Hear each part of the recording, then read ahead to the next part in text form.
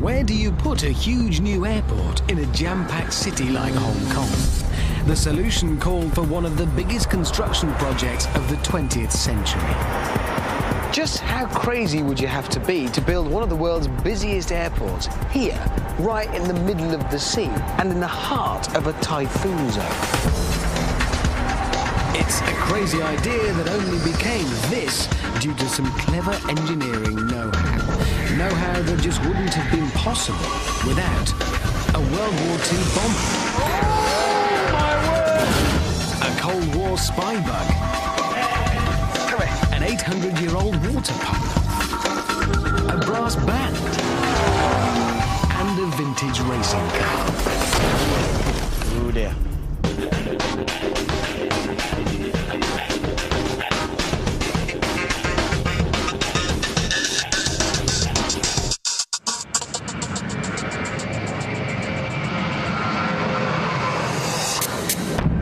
Most people who pass through Hong Kong's Chek Lap Kok Airport have absolutely no idea what it took to build it. Thank you.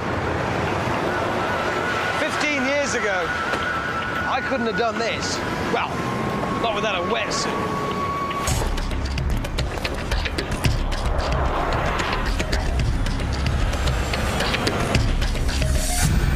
The land for Hong Kong's new airport had to be created.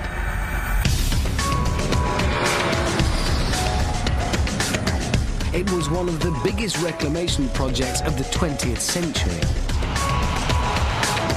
And it couldn't have been done without a 13th century water pump. That land wasn't there. The roads, the runways, the buildings, the aircraft, none of it. It was all just sea.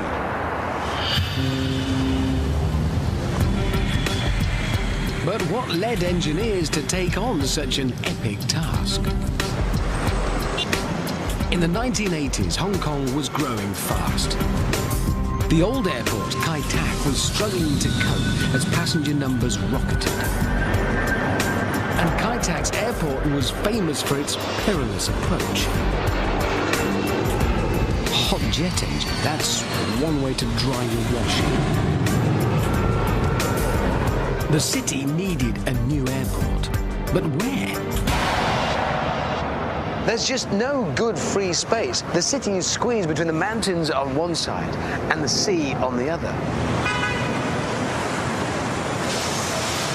With space being such a rare and precious commodity, the residents of Hong Kong have long since learned to be very creative with how they use it.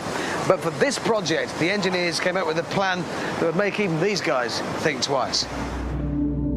Engineers looked out to sea.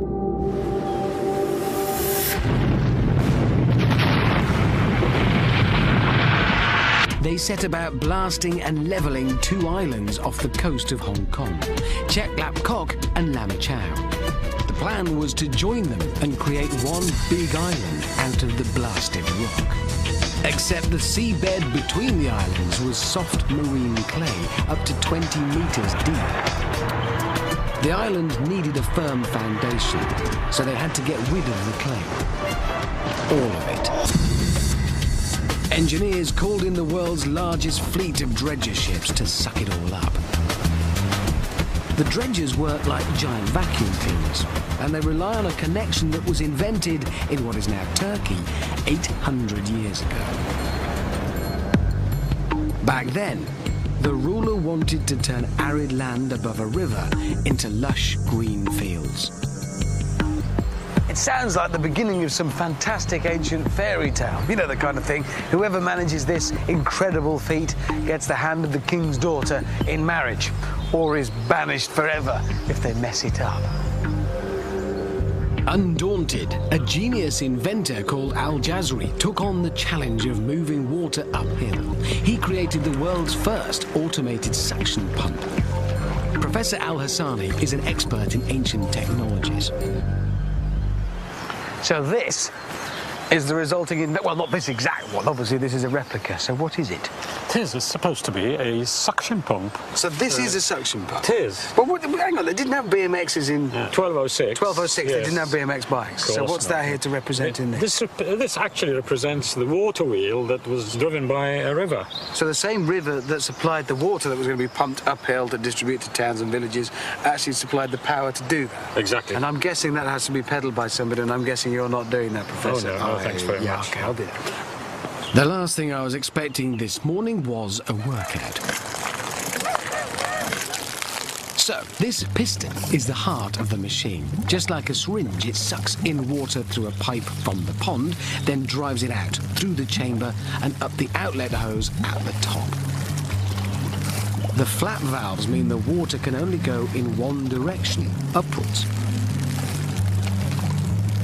And if you can suck up water, you can suck up mud. You'll see that now it's clear water coming out and being pumped. But as we disturb the soil in the riverbed, then the sediments will go up with the water, and hence we have the beginning of dredging.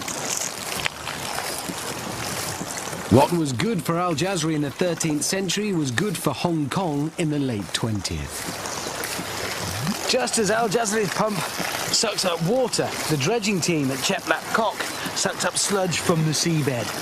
Only they did it a bit faster. 10 tons a second for 2 years. You need a lot of bicycles for that. With all the mud sucked up, engineers had a stable base on which to build.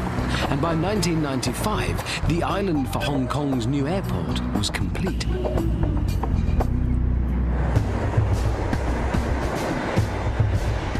Building Hong Kong International Airport in the South China Sea solved the problem of space, but an airport at sea would expose aircraft to some dangerous weather. Hong Kong International Airport sits in the pathway of deadly typhoons. But meteorologists can easily see a typhoon hundreds of kilometers wide as it races in. It was, in fact, an invisible threat to planes that airport designers really worried about. There is another kind of weather that can ambush unwary pilots, and it can be lethal for planes precisely because it is less predictable. It's wind shear. Wind shear is any localized change in wind speed, and Hong Kong International Airport is located in a high-risk zone. Positioned between mountains and the ocean, normal wind patterns don't apply here. Rapid wind changes can affect the amount of lift on aircraft wings, causing planes to accelerate or stall catastrophically. Aircraft can literally fall out of the sky or be blown off course. Fortunately, planes in Hong Kong are protected from wind shear. And incredibly, all because of a connection to a brass band.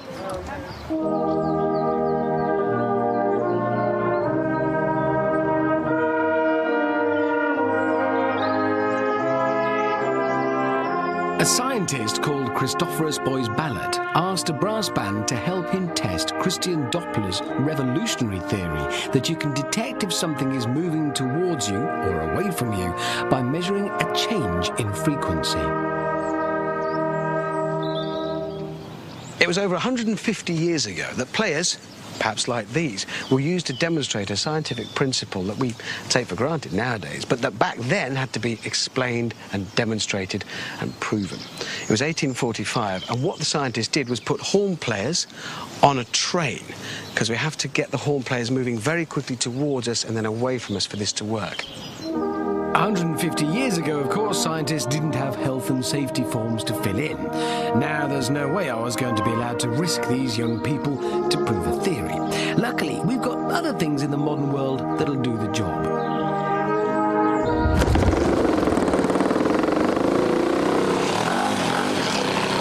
It doesn't play a tune, but it does make noise, and it moves fast. Now listen carefully to the sound of the engine.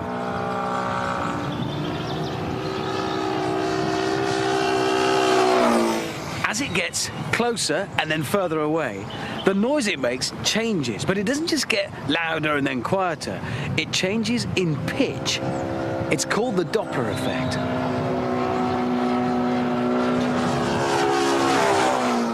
It works like this. The plane produces sound waves. When it travels towards us, the waves bunch closer together, changing frequency and creating a higher pitched sound. As the plane flies away, the sound waves stretch out and the frequency and pitch change again.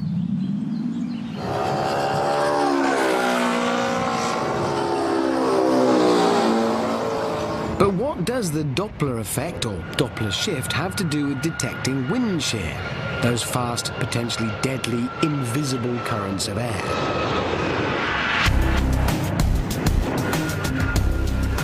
Well, using Doppler's principle, Hong Kong pioneered an advanced wind shear warning system.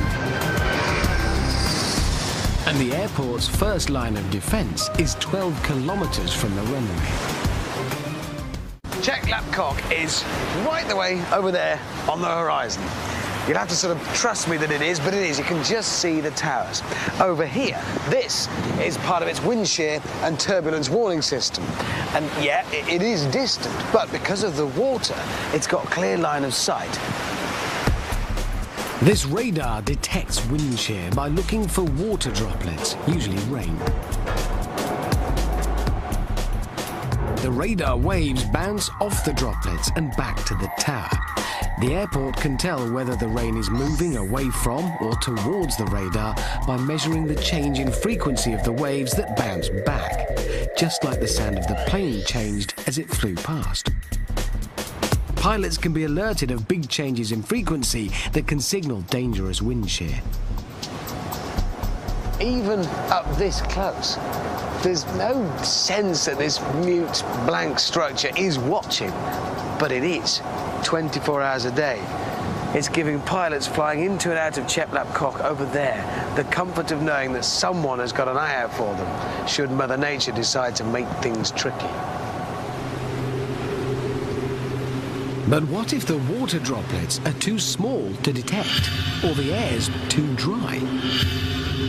This Doppler radar is as good as blind. So Hong Kong International Airport went a stage further and pioneered a new way of using Doppler shift to detect the invisible threat. Anything that moves and makes a noise can produce the Doppler shift. That's why you can hear it in police sirens, aeroplanes, or a band on a train. But it's not limited just to noise. You can also detect the shift in another waveform. Light. And a special kind of light is the key to Hong Kong's other use of Doppler. Right, a little experiment, I think. What I want to try and do is detect, see, wind shear. What I have here, obviously, is an enormous fan.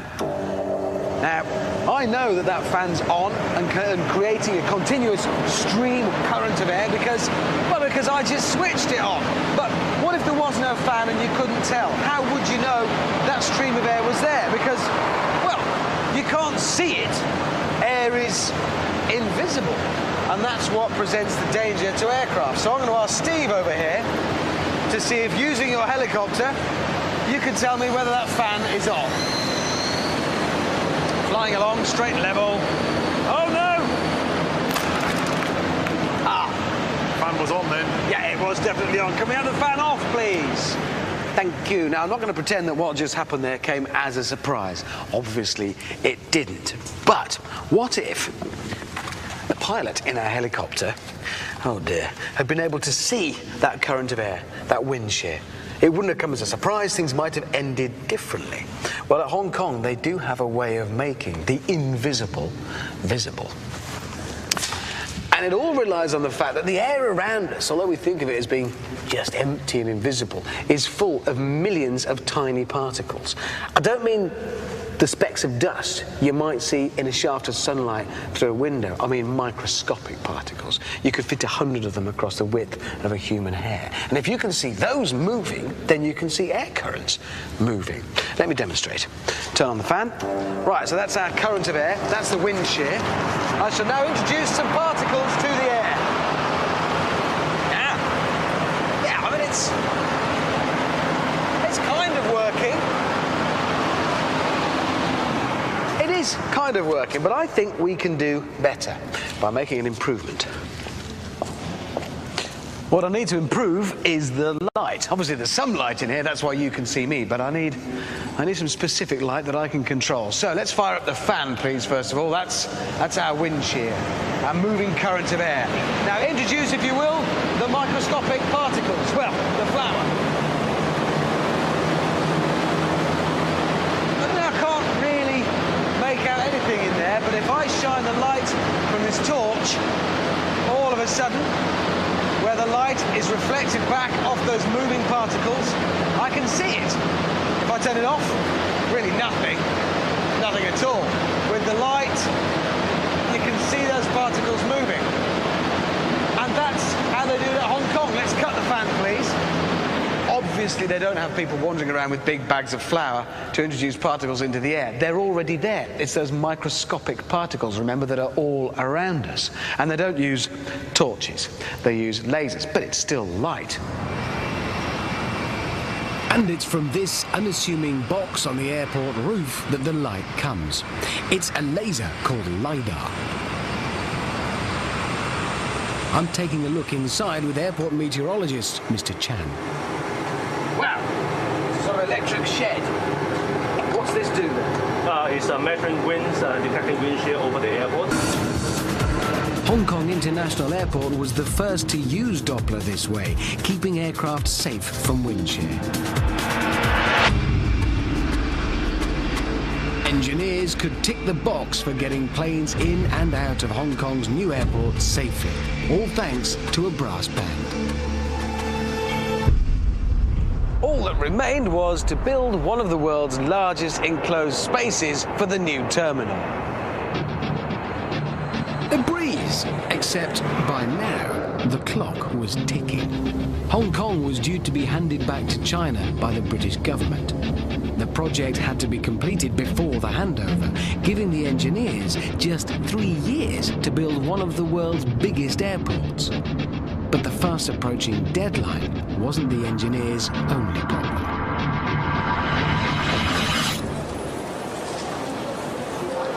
Here in Hong Kong, the designers were aiming to be very big. They wanted to create one of the biggest enclosed spaces in the world, and they wanted it to be light and airy.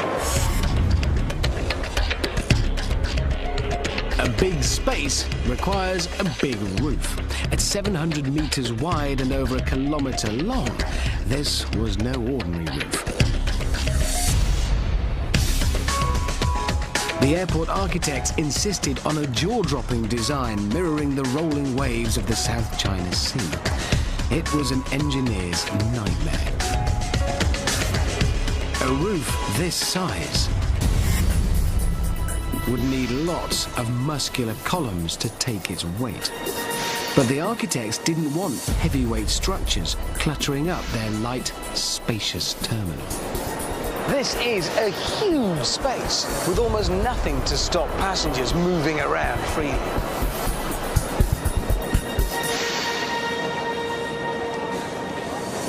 This is one of the pillars holding up the roof. The next one is all the way over there. And in the other direction, it's all the way over there. Those are huge spans. So how do such a small number of thin columns support a big roof? The answer? Make the roof really light. The only trouble is, a light roof isn't usually strong.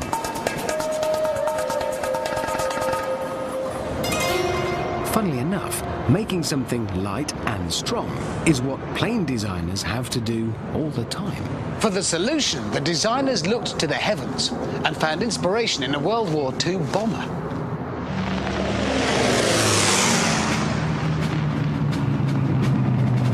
It's the Wellington, a twin-engine British bomber used for nighttime raids over Germany in the Second World War. The crucial thing about the airframe was its strength. British engineer Barnes Wallis had found a revolutionary way of making a frame light and strong. It looks more holes than metal, and the secret was in the way he arranged the material.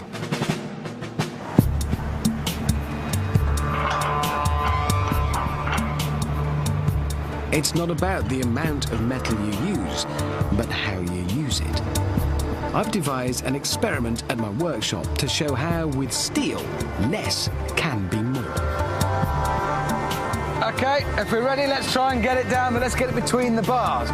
I don't get just anyone to be my technical advisor. Martin Manning was the chief structural engineer at Hong Kong International Airport. Okay, can we get down there? First, we're going to load up a standard I-beam used in buildings all over the world with 2.5 ton in weight, about the same as 2 family cars. So, here we go. As the chain slackens, the beam takes the full load. You can see it bending now. Yes, I can see it bending. This 130 kilo beam is holding up, just. What happens when we increase the weight to 3.5 tons? Well, here we go. So, let's slacken her off and have a look. Take the load off the crane. So when the chains start to go slack... There she goes. My word, that is not Don't- liking it at all. Don't take it any further. That's failed, isn't it? That's Yeah, broken. That is seriously broken. That never even got near it. The steel beam fails completely at 3.5 tons. You could give this beam more muscle by bulking up, but that would also make it heavier, and they didn't want that at Hong Kong. Amazingly, we can send the I-beam on a diet and still make it stronger. Think Wellington bomber. The answer lies in simple geometry. So there are things you can do with just the same amount of material, the same weight, but organised in a different way, in a different Correct. shape, a different Correct, form. absolutely. And that's what we're going to do next. Yep. We better tidy this up. That beam's really ruined. Broken. Spoiled. All in trouble now, I think. Taking a cue from Barnes Wallace's Wellington design, I've reorganised the steel into a series of triangles. This lattice beam weighs almost 20 kilos less than the I-beam, yet it should be stronger, if the maths is right. The load is spread through the lattice, so it won't bend, or so Martin tells me. And you think this will be stronger, just because of the shape, the arrangement? I'm going to test Martin's confidence and load it with a much heavier weight. Right, let's have the lot on. All of it. We're loading up every slab we can find.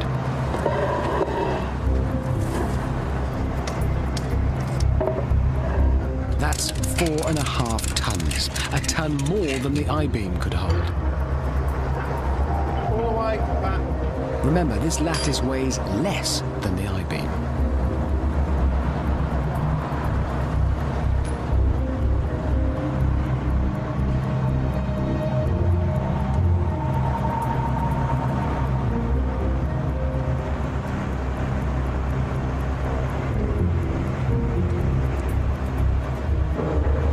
Okay. Settling. It's down.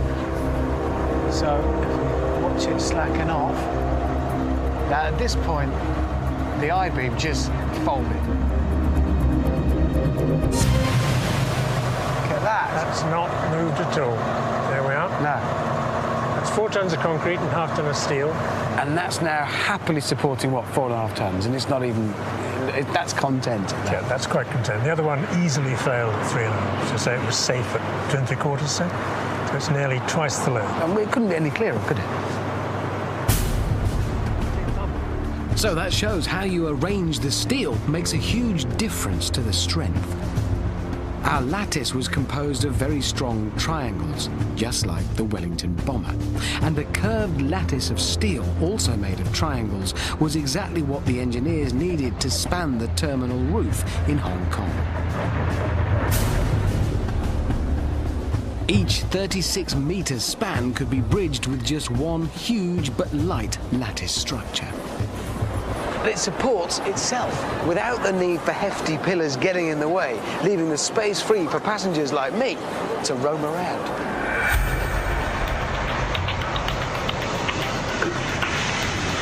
But of course, the building is just the shell for the business of getting passengers onto planes. Next, you need the stuff inside that makes it work. Stuff like baggage handling. And the designers didn't want an ordinary system. They wanted to go one better than other airports. Hong Kong International Airport carries 40 million or so bags a year and 3.5 million tons of cargo. Keeping track of it all is an immense task.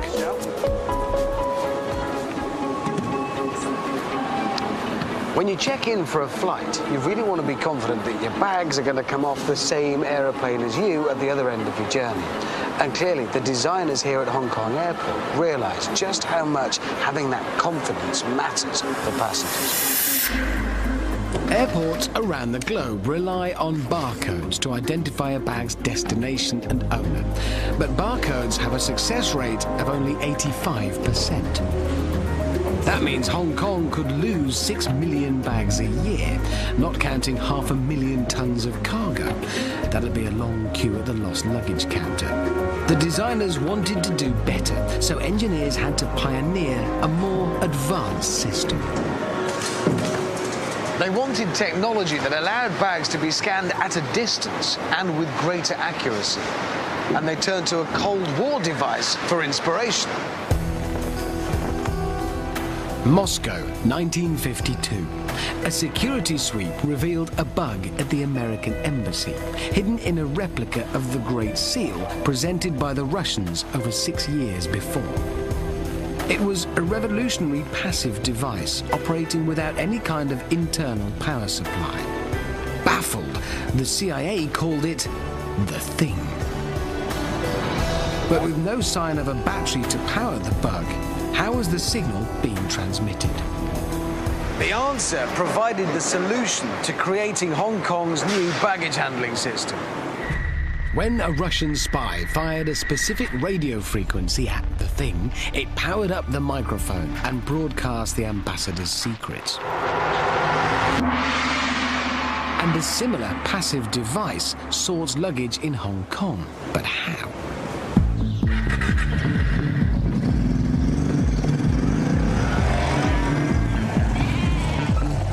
Funnily enough, spy bug technology is useful for sorting other things that don't know where they're going. Sheep. Here at a farm deep in the British countryside, farmer Richard Webber manages his flock with a passive device, just like the Thing.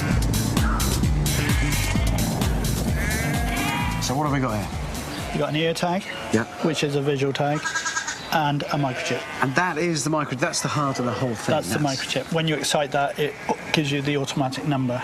So that's the key to this entire system. Yeah. All right, and we're actually going to ID one of these lambs now. Yep. We're going to do. Yeah, we are. We're going to put it in there. So once it's got that identity, that's its ID number for life. That's who it is. Well, we will link it through the handheld to the mother. So if you would like to hold the lamb. Hold the creature, yes. Okay. And I'll put the tag in its ear. You're going to have your ear pierced. Much smart, but it's very fashionable. Right. Now we're going to read the microchip. Right. And so that microchip is talking to the handheld, and that then is going to feed the information. And it's taken it, and now it's asking, what is it, a boy or a girl? It's not labelled, is it? Well, if you look between its legs... excuse me. It's a boy. A boy. Okay, so we hit the ram on here. Yeah. And then it says, what breed is it? Sheep. Normally it's a Suffolk if it's got a black face. Right. So it's a Suffolk, and all done. So from now on, whenever that machine ignites this thing and sets this thing into action, it'll identify itself and it'll trigger all of that information. So the luggage, the sheep, has been tagged with a radio frequency identification chip, or RFID tag for short. But how does this tag help a farmer sort a flock of thousands? I've asked Richard to divide some sheep into 3 groups, according to their value, and we'll mix them all up and find out if we can sort the sheep back into their original pens. What we've done is we've put a colour collar on to show you that these are the sheep that should go into that pen. Right. So they're sorted into, we've got yellow collars. Yeah, red collars on that pen and no collars at all in there. We'll mix them up and then we'll run them through the auto drafter, we call it, and it will read the chip and decide which pen it should go in.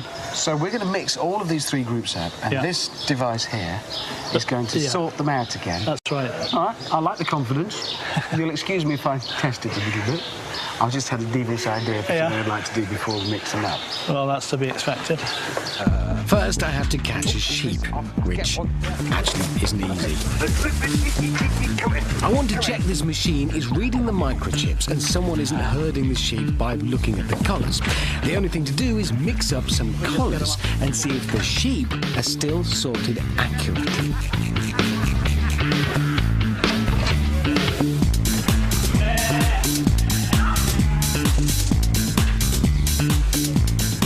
So where's a sheepdog when you need one? You don't want to go in, Richard. Well, they make a noise like a stick. I don't make a noise like a stick. A stick doesn't make a noise, does it? Right, that's the three groups, thoroughly mixed, and now we're going to sort them. Yep. I'm guessing with this. Yep. OK. Here we go. It's a yellow collar. Now, if it's a genuine yellow collar sheep, it should go straight on. One door shut, and the other one opens, and it sent that one straight ahead. Yep. This is sort of hypnotic, watching it sort. Reds, that's correct. This sheep sorter sends a radio wave to activate the ear tag's passive microchip, exactly like the spy bug. The tag replies with its number, and the computer checks its records for the sheep's value, then decides where to send the sheep, regardless of collar. And you don't have to do it, you're not doing anything. No, you could actually go and have some lunch if you wanted. So the advantage of doing it this way is it can be done at a distance. You don't have to be there or read a barcode. It just, they talk to one another automatically and sort them. That's right, and it is accurate. It's so accurate that I'll bet you £100 that your yellow collar and your red collar is in that pen. There will be one without a collar in that pen, and there will be one without a collar in that pen. A farmer just bet me money. I'm not going to take that. All right, fair enough. If you're that confident, we'll see if it has worked. OK. OK, so we're looking for a red collar and a yellow collar in here. Oh, I can see the yellow one already. That's the yellow collar. Yellow collar here. And the red one. Despite me mixing up the collars, Richard's RFID sheep sorting system soon saw through my cheating. So it's all about information and it's all about readability. And, well, it's a system very much like this, though without the lambs in it, obviously, that allows them to handle the baggage at Hong Kong International Airport without actually handling it. Hong Kong was one of the first airports to replace barcodes with RFID tags to track bags, thanks to Soviet spies. The luggage can be sorted accurately at high speed. 40,000 every 24 hours getting to the right plane 97% of the time.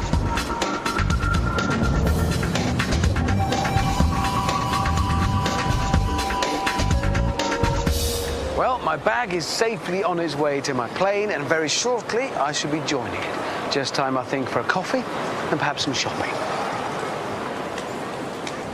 In a terminal with so much space, there's no shortage of room for retail therapy. But the size of this building posed another problem for the airport engineers. Remember those typhoons? These severe tropical storms have their own internationally recognized scale of destruction. At the top of the scale, Category 5, wind speeds can escalate to 250 kilometers an hour. These typhoons wreak havoc in Hong Kong, sending everyone running for cover. Hurricane-force winds also cause problems for big buildings with high, flat sides. Exactly like this one, then. To protect Hong Kong's new airport from destruction, engineers looked to another type of transport and found the answer in a 1930s racing car. Engineers knew the solution had to be strong enough to keep the building together, but just how strong did it have to be? Thinking about the kinds of pressures these buildings have to stand up to. And we could look at the numbers all day long, but how do they actually feel? What happens? Well, to find out about that, I've come to the one place where I can be in control of the weather. A wind tunnel. A really, really big wind tunnel. I've asked engineer David Wayne to let me play in his expensive wind tunnel.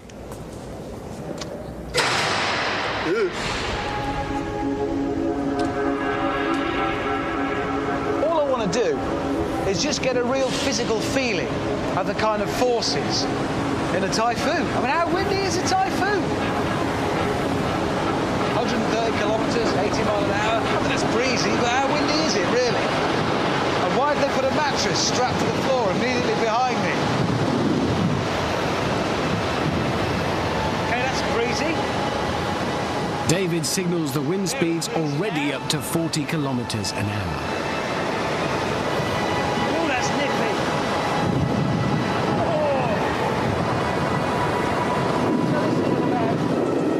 Oh. 70 kilometres an hour. That's gale force strength. Just feeling the pressure. I mean, I'm feeling that on me now. That's as a bloke, not a big bloke at that. If I was a whole building, imagine the pressure's on me just at this speed. David cranks it up to 100 kilometres an hour. Probably as well that I don't wear a toupee.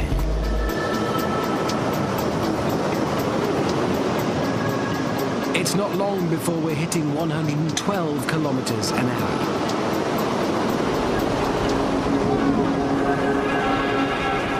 130 kilometres an hour. This wind tunnel's top speed. This is equivalent to a Category 1 typhoon. Just imagine a Category 5, almost double this speed.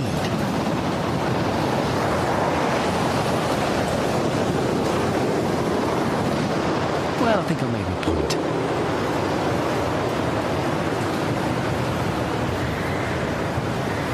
Yeah. Well, sometimes numbers, theories aren't enough. And you just got to experience something physically for yourself. And all I learnt there was wind, moving air can be very, very powerful stuff. Even when you're just a small bloke. If I was the side of a huge building, the pressures would be incredible. The walls were reinforced to cope with the immense loads. Unfortunately for the engineers, strong winds stress the roof in a different way. Every aeroplane using this airport relies on one thing to get into the skies: lift. And one of the secrets to creating that lift lies in air moving quickly across a surface. That terminal roof is a very big surface. Add in some fast-moving air, and there's the potential for a very, very big problem. Back at the wind tunnel, I'm going to find out what happens to a curved roof when it's hit by a typhoon-strength wind. I have here a small building. Well, it's very small, but I have more to the point over here, a roof. And it's got a profile a bit like the one at Hong Kong. And I understand the theories that because of this shape, it'll work like an aircraft wing, and that'll generate lift, and it'll be lifted up off the building. But I kind of need to feel that happening for myself. So I've got the roof, I've got the building, I've got the wind tunnel to make the wind going over the top. I feel an experiment coming on. I've got to get in a small building. Tricky. Okay. I'm in. I mean, it's basic, but it's home. Right, I need my roof now, please. And I can find out just how it feels. Right. Ah, yes, one important feature.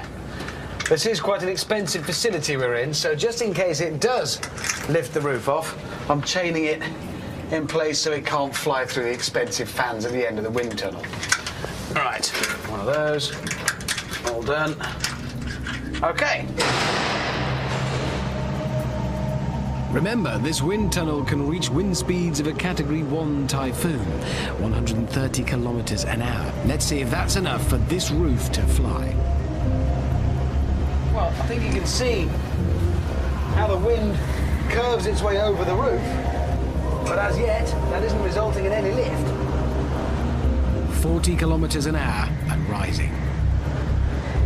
Now it's getting windier. My roof's still on. This whole wall is vibrating as the wind's hitting it face on. Ooh, something happened there. Some movement from the roof.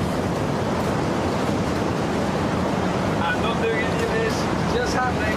Whoa, whoa, whoa, whoa, whoa. All of a sudden, that's not me. That's my roof. At just over 55 kilometers an hour, this roof takes off. My building is in a terrible state. It's broken the chains.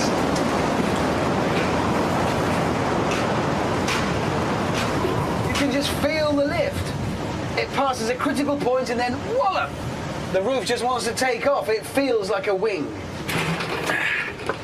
Well, the big bad wolf didn't get in. But what I could feel then was the two stresses facing a building in a strong wind. Because initially there's the wind just hitting the side of it there and it wants to just collapse the building that way. And then suddenly when the wind grew and grew and grew, there came a point when the roof was at peril. And it wasn't that it was just being blown that way, it was actually being lifted up. So that's two very distinct and separate stresses on a building. One this way, collapsing the walls, and the other lifting the roof off. That's a problem. One way to hold a flyaway roof is to lock it down tight, but this would call for a beefy building, precisely what the architects didn't want. The airport engineers came up with a better idea, and the key was flexibility, thanks to a pioneering joint from a 1930s racing car.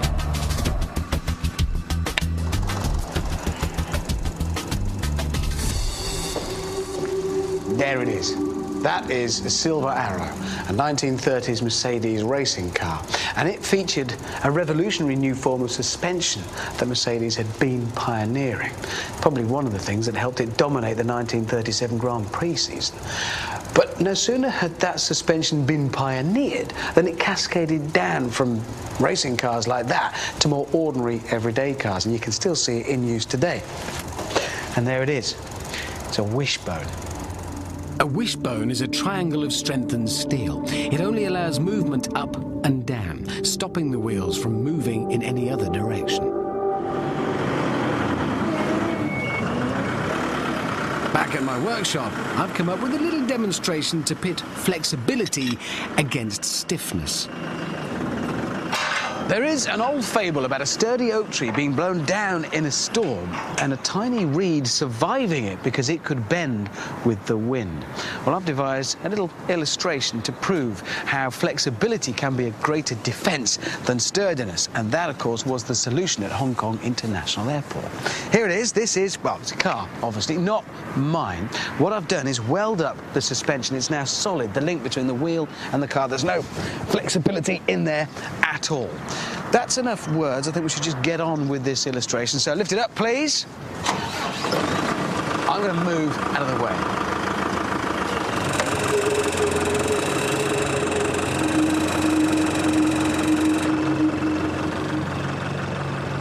OK, well, if everything's set, drop it.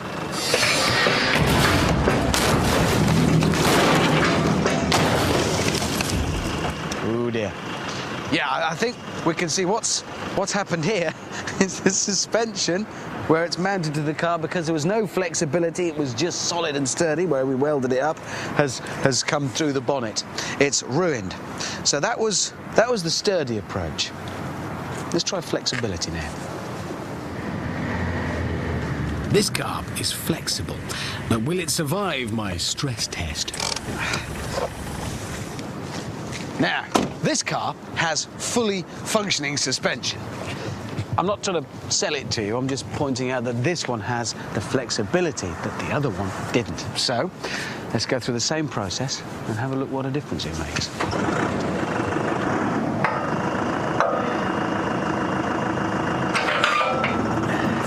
Take it up.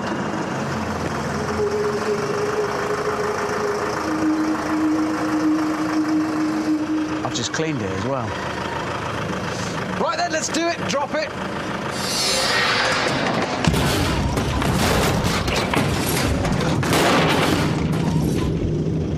Well, it landed, definitely. Gravity did that bit. Question is, what kind of state is it in? Well, it's still flexible. Hang on. All of these are boding well, you see. The flexibility helped it weather the storm. But does it still work? And I guess, as the final proof, we should really see if it still works.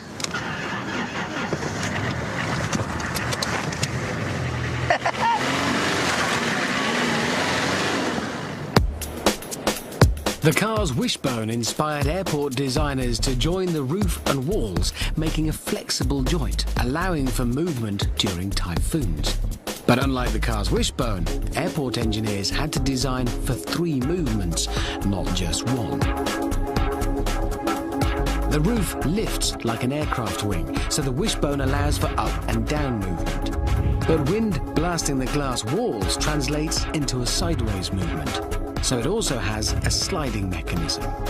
For even greater flexibility, a knuckle bearing links the wishbone to the sliding bar. A total of 1,300 wishbones allow the building to flex and move in typhoon winds, thanks to a vintage racing car.